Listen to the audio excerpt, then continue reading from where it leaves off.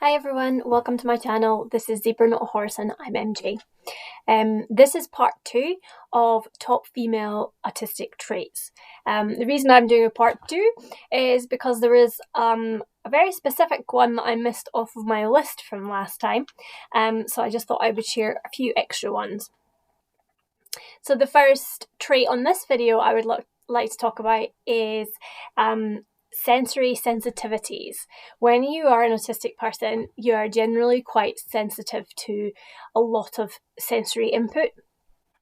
As an autistic person, you can be sensory seeking, and then you seek out smells, textures, sounds that make you feel really happy and give you a lot of joy and help soothe the nervous system.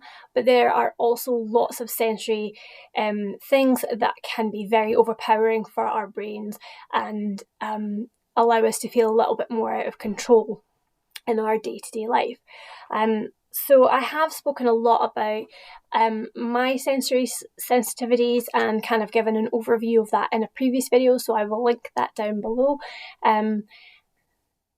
Sensory sensitivities just, everyone struggles with them, but an autistic brain is more heightened to these inputs into the brain. A massive one for a lot of people is sound, and the fact that so many of my autistic friends wear earbuds. I wear earbuds. They're just noise reducing earbuds, so they don't block out everything, but they do help you to kind of filter out things around you, which makes day-to-day living a little bit more manageable when you're receiving information from everything. Another one is gut issues. Gut issues is quite common to have problems with when you're autistic.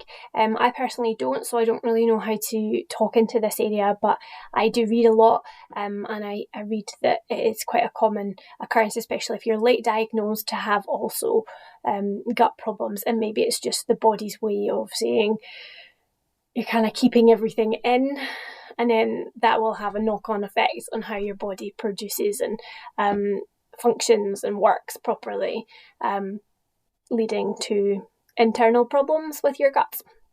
Next one is food sensitivities. So as well as having gut issues, it can be quite common to have sensitivities to certain textures of food and certain flavours of food. This is another one that I don't really struggle with, I think because I was brought up by a very strict father, that I had to eat what was ever put in front of me. And it's kind of amazing I haven't ended up with gut problems, I imagine. But I've got 2 more on my list, and one is delayed processing, and the other one is having a filter. And, the best thing about being autistic is actually doing all this fun research where you get to listen to and read what other people have written from their own personal experiences. And I came across someone who's a TikTok user, and she, oh my goodness, spoke so much wisdom into this and basically myth-bunked these 2 elements that we see as traits of being autistic.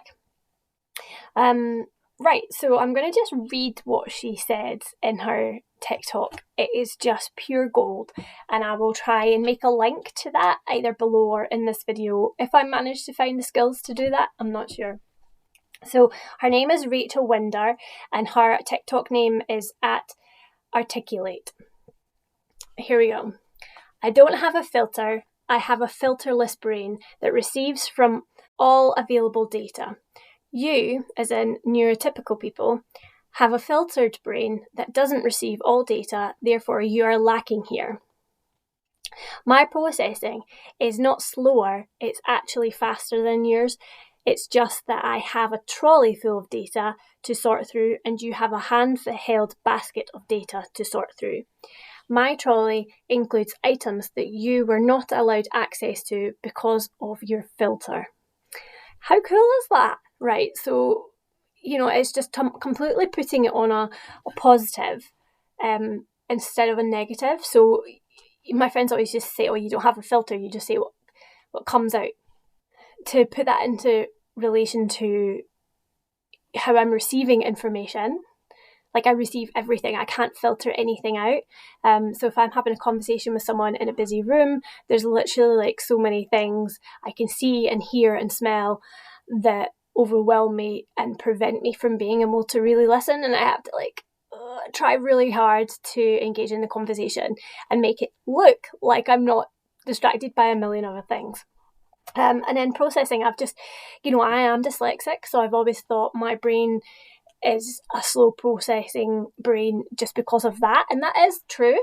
But when I discovered I'm also autistic, and that is quite a common thing for autistic people, just to receive that information of, well, actually it's not the fact that I'm a slow processor, it's the fact that I'm processing way more than a neurotypical brain would, so therefore it's harder to kind of